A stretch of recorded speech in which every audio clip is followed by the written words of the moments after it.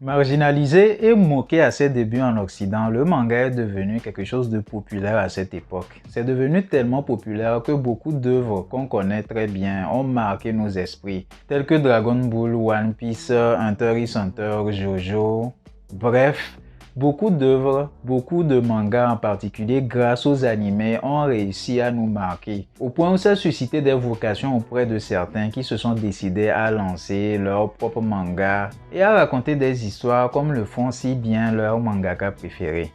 Dans cette vidéo, je vais parler plus particulièrement de la communauté afro. C'est bien qu'on utilise ce genre de moyens pour faire connaître nos histoires, pour faire connaître nos cultures. Et ça, c'est génial parce que c'est quelque chose de populaire et c'est quelque chose qui va faire que les gens vont le découvrir. Toutefois, devons-nous faire exactement comme les Japonais? Devons-nous appeler nos œuvres manga? Vous devez sûrement vous dire, mais c'est quoi cette histoire? Pour quelle raison tu parles de ça? Il n'y a rien de mal à ça. Toutefois, il faudrait qu'on se pose les bonnes questions. Est-ce que le manga est une bonne idée pour raconter des histoires propres à la communauté afro? Parlons-en.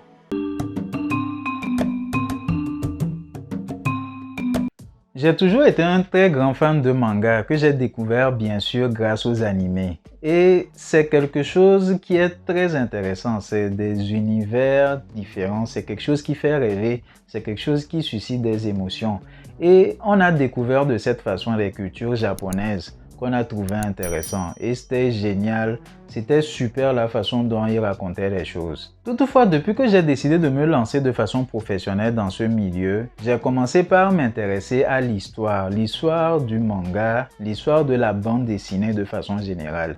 Et plus j'en apprenais, plus j'ai commencé par me poser des questions sur ce que je devrais faire exactement. En fait, j'ai découvert que les mangas ont vraiment commencé dans les années 80 avec Osamu Tezuka. Certes, c'est quelque chose qui existait, mais pas sous cette forme.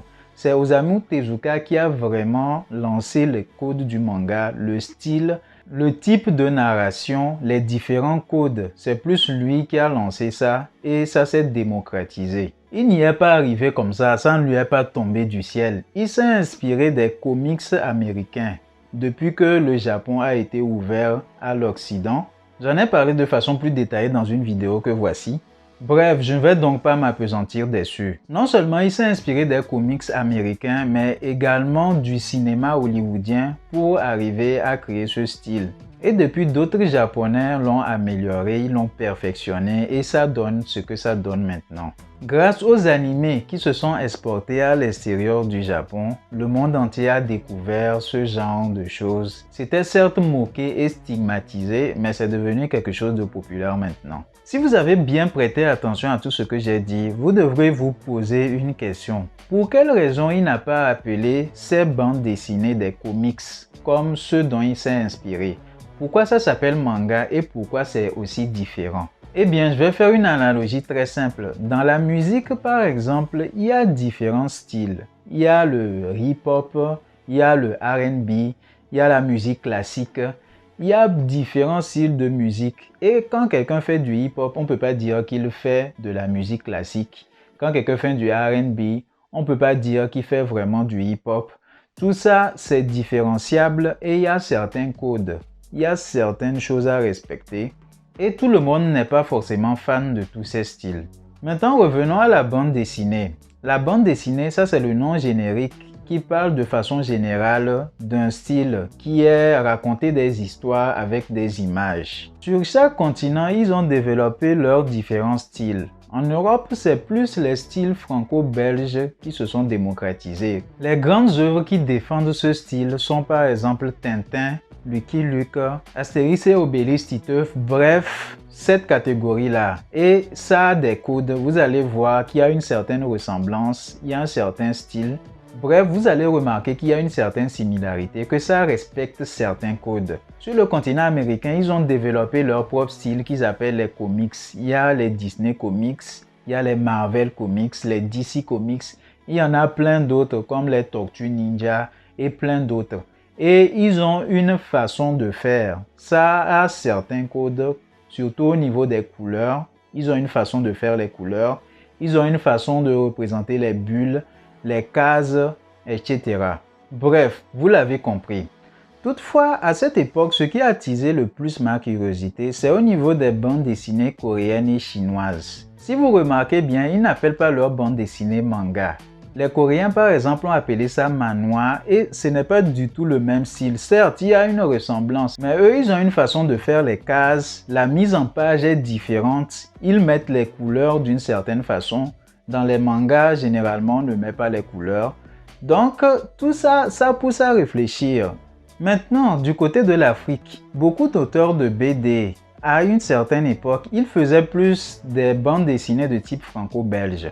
Ce qui est tout à fait normal puisqu'ils ont été influencés par ça et ils ne connaissaient que ça. Là, je parle des dessinateurs des années 80, 90, début des années 2000. Il y en a eu plusieurs, mais je ne pense pas que vous connaissiez une de leurs œuvres. Ça, ce n'est pas sûr parce qu'aucune n'a vraiment marqué les esprits. Maintenant, comme c'est les mangas qui se démocratisent, même dans l'espace occidental, en particulier en France, donc les dessinateurs maintenant ont une influence des mangas et commencent par faire du manga.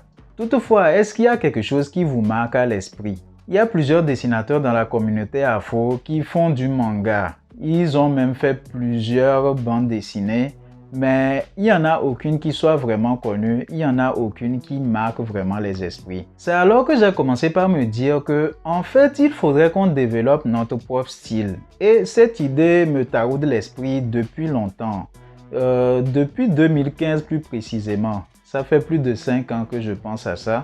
Et je me dis qu'on ne devrait pas faire comme les autres. Il faudrait qu'on ait quelque chose qui soit différent. Il faudrait qu'on ait quelque chose qui représente le plus notre culture. Puisque généralement, c'est ce que les dessinateurs de la communauté afro font. Ils parlent des histoires qui ont rapport avec notre communauté.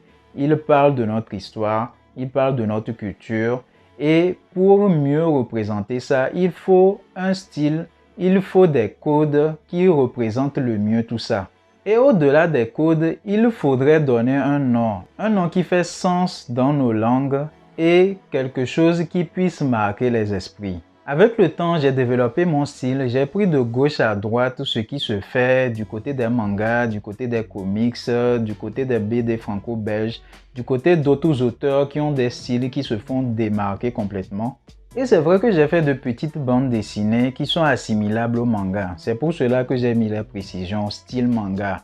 Parce que je voulais toucher le public qui s'intéresse à ce genre de choses-là. Et je me disais qu'en devenant populaire, je vais modifier petit à petit et faire adapter mes nouveaux styles aux gens. Ce qui est vraiment une erreur de penser comme ça. Heureusement que je ne suis pas populaire. À un moment, je me disais, mais tu es fou, mais pourquoi tu penses à ça? Je suis sûrement moi le seul à penser à ce genre de choses-là. C'est ce que je me disais, j'étais le seul dans mon coin. Jusqu'à ce que je commence par faire les vidéos sur YouTube et que quelqu'un m'écrive pour me parler des mêmes choses. Et là, je me suis dit, mais je ne suis pas tout seul. Apparemment, il y a un autre dessinateur qui se pose ce genre de questions. Après ça, j'ai vu qu'il y avait l'équipe de Kiro Games. Ceux qui ont créé le jeu Orion, l'héritage des Kori-Odan. Ils ont fait des bandes dessinées et ils avaient fait des sondages pour savoir quel est le nom le plus approprié pour donner à leur style de bande dessinée. Parce que leur style fait un peu penser au manga, mais pas vraiment. Ça fait aussi un peu penser aux comics, puisqu'ils ont mis les couleurs d'une certaine façon. Mais pas vraiment. Il y a une certaine différence. Il faudrait un nom différent. Il faudrait quelque chose d'approprié. Et en voyant ça, ça a confirmé que ce genre de pensée, ce genre de réflexion, je n'étais pas le seul à le faire. C'était une préoccupation pour nous, les dessinateurs, en particulier à la recherche d'identité.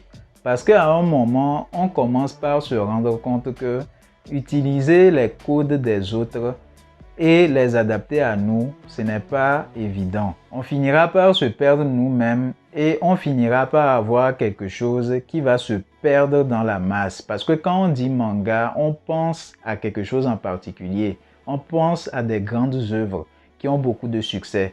Donc pour arriver à te faire remarquer, il faudrait que tu puisses faire quelque chose qui soit tellement bon et que tu puisses faire des animations. Parce que c'est ça la force des Japonais. C'est ça leur force, les animés qu'ils font.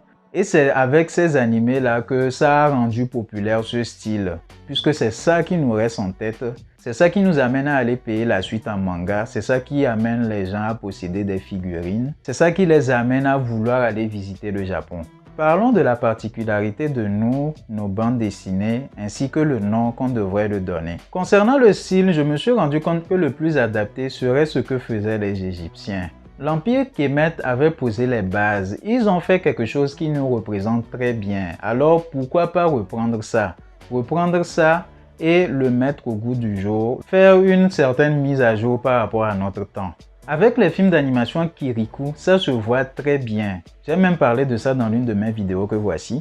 Quand vous voyez la façon dont les gens sont représentés, la façon dont les paysages et tout ça sont représentés, c'est vraiment très intéressant. C'est quelque chose qui marque les esprits, c'est quelque chose qui montre qu'il y a une certaine différence et c'est quelque chose qui nous rappelle nos ancêtres, c'est-à-dire ceux de l'Empire Kemet. Et c'est vraiment intéressant d'aller dans la continuité. Utiliser leurs codes et les remettre au goût du jour, comme je le disais tout à l'heure. Concernant les noms, il y a plusieurs qui ont proposé différents noms. Mais il y a un que j'ai trouvé plus intéressant. J'ai donc décidé de l'adopter. Ça s'appelle Kemti. C'est Jeuti Byong qui en a pensé, c'est lui qui m'en a parlé. Il fait des bandes dessinées sur l'histoire de l'Afrique qui parlent généralement de l'Égypte antique. Et c'est très intéressant la démarche qu'il a eue parce qu'il m'a expliqué ce que ça voulait dire Kemti. Et ça a une grande symbolique pour nous. Kemti est donc issu de Kem et de Ti. Kem, ça voudrait dire noir en égyptien antique et Ti, ça veut dire image. Donc ça veut dire image noire ou pour aller plus dans les détails, image de la civilisation noire. En gros, les Kemti définiraient toutes les bandes dessinées qui ont rapport avec la communauté noire, que ce soit au niveau de raconter l'histoire, au niveau de parler des cultures ou même une histoire totalement annexe mais qui emprunte à la culture. Dire qu'on fait du Kemti a donc beaucoup plus de sens. Même si tu fais une bande dessinée qui représente des pirates sur la mer et tout ça, et que tu as représenté des noirs, et que ça emprunte quand même à la culture, tu pourrais appeler ça Kemti. C'est un peu comme avec les mangas qui ne se sont pas juste limités aux histoires sur le Japon. Il y en a d'autres qui se passent dans d'autres pays, à d'autres époques, mais qui empruntent quand même à la culture japonaise. Quand je parle de culture, vous allez voir que leurs animés sont en japonais. Pas seulement ça, ça emprunte au code de leur style. Donc ce serait quelque chose du genre avec les Kemti. Donc voilà, c'est à peu près ça. Donc toutes mes prochaines œuvres vont ressembler à ça. D'ailleurs, même au niveau de mes illustrations, vous allez remarquer ça. Mais je n'ai pas encore fait de bande dessinée à proprement parler Kemti. Donc les précédentes que j'avais fait, c'est plus sur le style manga. Maintenant, je vais plus me concentrer sur du Kemti. La dernière fois, j'avais vu une œuvre qui s'appelle The Last Kamit et qui est vraiment intéressante. Certes, ça emprunte un peu au style manga, mais c'est différent. Cette différence fait que ça va s'appeler aisément Kemti. Donc pour moi, c'est un Kemti. Donc le Kemti, c'est une façon de voir les choses. C'est un état d'esprit, c'est un style de bande dessinée et plus ça va se démocratiser, plus ça va se faire connaître. Et si tout se passe bien, ça finira par être populaire un jour, comme le sont les mangas, le style franco-belge, les comics. Alors, dites-moi, qu'est-ce que vous pensez de tout ça? Vous pouvez me le dire en commentaire. Vous pouvez partager pour faire connaître tout ça et pour amener vos connaissances, vos amis à connaître tout ça. Vous pouvez leur demander ce qu'ils en pensent. Vous pouvez débattre de tout ça. Dites-moi ce que vous pensez du nom, du style. Est-ce que vous avez quelque chose d'autre à proposer? Est-ce que vous avez un autre nom ou autre chose à proposer? Vous pouvez m'en parler en commentaire. Mon objectif à travers cette chaîne est qu'on puisse découvrir les magnifiques cultures africaines. Et j'utilise comme format de prédilection tout ce qui a trait à la culture populaire telles que les bandes dessinées, les animations, les jeux vidéo. Si ce genre de thématique vous intéresse, je vous invite à mettre un pouce bleu et à vous abonner. Vous pouvez découvrir les autres vidéos que j'ai faites sur la chaîne. Merci pour votre attention, portez-vous bien et ciao ciao.